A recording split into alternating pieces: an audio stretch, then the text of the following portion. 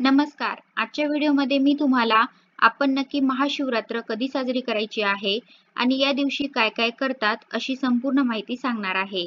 माघ कृष्ण चतुर्दशी ही तिथी महाशिवरात्री म्हणून ओळखली जाते. देवांचे देव आणि तिन्ही लोकांचे स्वामी महादेवांचा हा सर्वात मोठा उत्सव असतो. महाशिवरात्रीच्या दिवशी जी व्यक्ती व्रत पालन करते आणि भगवान शिव आणि माता पार्वतीची मनोभावे पूजा करते, त्यांच्या सर्व मनोकामना पूर्ण होतात अशी मान्यता आहे. महाशिवरात्रीच्या दिवशी शिवलिंगाची विशेष अशी पूजा केली जाते. भगवान शंकराला भोळा शंकर असेही म्हटले जाते. कारण उपासना केल्यावरती लगेच प्रसन्न होणारा आणि इच्छित फळ देणारा हा महादेव सर्वांचे कल्याण करणारा आहे. तर महाशिवरात्रीचा हा सण दरवर्षी माघ महिन्यातील कृष्ण पक्षातील चतुर्दशी तिथीला साजरा केला जातो. असे मानले जाते की या दिवशी भगवान शिव आणि देवी पार्वतीचा विवाह झाला होता. असे म्हणतात की महाशिवरात्रीच्या दिवशी पृथ्वीवरील सर्व शिवलिंगांमध्ये भगवान भोलेनाथ विराजमान असतात. त्यामुळे महाशिवरात्रीच्या दिवशी केलेली शिवाची पूजा अनेक पटीने लाभदायी असते. तर पंचांगाप्रमाणे शुक्रवार दिनांक 8 मार्च 2024 रोजी महाशिवरात्री आलेली आहे. ही तिथी 8 मार्चला रात्री 9:57 सुरू होईल आणि दुसऱ्या दिवशी म्हणजेच 9 मार्चला संध्याकाळी 6:17 समाप्त होईल. प्रदोष काळातच भगवान शिवाच्या उपासनेला जास्त महत्त्व असल्याने महाशिवरात्री हा उत्सव 8 मार्च रोजी साजरा केला जाणार आहे. अनेक ठिकाणी निश्चित कालात महाशिवरात्रीचे शिवपूजन केलं जातं.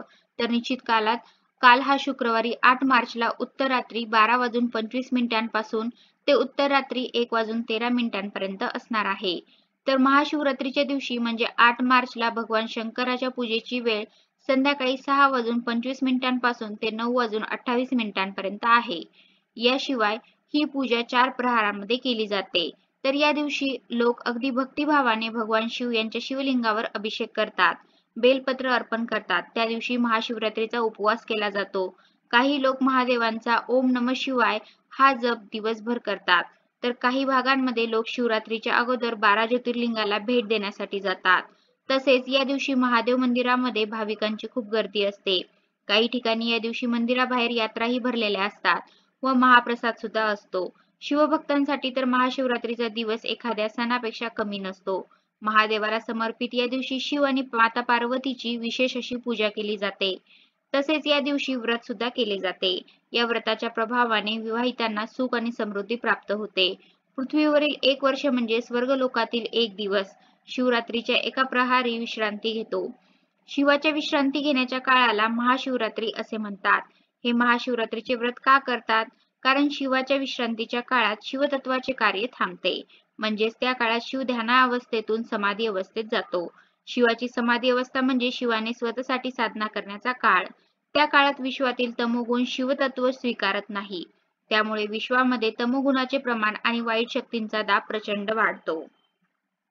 त्याचा परिणाम आपल्यावर होऊ नये म्हणून शिवतत्व आकृष्ट करून घेण्यासाठी सर्वजण महाशिवरात्रीचे व्रत करतात. महाशिवरात्रीचा उपवास केल्यामुळे आपल्या मनातील वाईट विचार नाहीसे होऊन सकारात्मक चांगले विचार निर्माण होतात अशी शिवभक्तांची धारणा आहे. या दिवशी भगवान शंकराच्या केलेल्या सेवेमुळे आपल्या मनातील सगळ्या इच्छा पूर्ण होतात. या दिवशी कडक उपवास केला जातो. या दिवशी अल्पाहार, पाणी, दूध, फलाहार यांचे सेवन केले जाते. त्याचबरोबर माता पार्वतीला भगवान शिव यांना प्राप्त करण्यासाठी कठोर तपश्चर्या करावी लागली आणि महाशिवरात्रीच्या दिवशी माता पार्वतीची ही तपश्चर्या सफल झाली. यानंतर त्यांचा विवाह भगवान शंकरांशी झाला आणि अखंड सौभाग्य प्राप्तीसाठी महिला महाशिवरात्रीचे व्रत करतात. या महाशिवरात्रीच्या दिवशी आपण जास्तीत जास्त महादेवाची सेवा करायची आहे. तुम्ही 108 वेळा ओम नमः शिवाय या मंत्राचा जप करू शकता किंवा वेगवेगळे भजन, गायन, वादन, कीर्तन अशा प्रकारच्या गोष्टी सुद्धा तुम्ही करू शकता. त्याचबरोबर ज्या ठिकाणी भगवान शिवाचे तीर्थक्षेत्र आहे तेथे मोठ्या यात्रा भरतात. तसे शिवशंकराला 108 बेलपत्र वाहून शिवनामावली सुद्धा उच्चारली जाते. तर महाशिवरात्रीची एक सुंदर छोटीशी कथा आहे. ज्यावेळी समुद्रमंथन झाले त्यात सृष्टीशी निगडीत सर्व महत्त्वपूर्ण गोष्टींची निर्मिती झाली.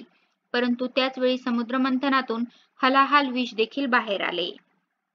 या विषात ब्रह्मांडाला नष्ट करण्याची ताकद होती आणि या विषाला नष्ट करण्याची क्षमता केवळ भगवान शिवामध्येच होती. त्यामुळे त्यांनी हे हलाहल विष प्राशन करून ब्रह्मांडाला वाचवले. पण विष प्राशन केल्यामुळे त्यांचा कंठ निळा झाला व संपूर्ण देहाचा दाह होत होता. वेद्यांनी भगवान शिवांना संपूर्ण रात्र जागून काढण्याचा उपाय सांगितला. त्यावर सर्व देवांनी भगवान शिवांना बरे वाटावे म्हणून रात्रभर गायन आणि नृत्याची व्यवस्था केली. सकाळी महादेवाने सर्वांना आशीर्वाद दिला आणि संपूर्ण घटनाक्रमामुळे सृष्टी वाचली. म्हणून या दिवसाला महाशिवरात्री असे म्हटले जाते. आणि अंगाच्या होत असलेल्या दाहामुळे भगवान शिवाने या दिवशी तांडव नृत्य देखील केले होते. अशा प्रकारे महाशिवरात्रीच्या दिवशी जो कोणी भगवान शिव आणि माता पार्वतीची मनोभावे पूजा करेल त्याच्या सर्व मनोकामना पूर्ण होतील. त्यांना अखंड सौभाग्याचा आशीर्वाद प्राप्त होईल. सुख आणि सौभाग्याचा आशीर्वादही मिळेल. तर अशा प्रकारे तुम्ही सुद्धा येत्या महाशिवरात्रीला भगवान शिवाची उपासना नक्कीच करा. तुम्हाला सुद्धा त्याचं इच्छित फळ नक्कीच मिळेल. धन्यवाद.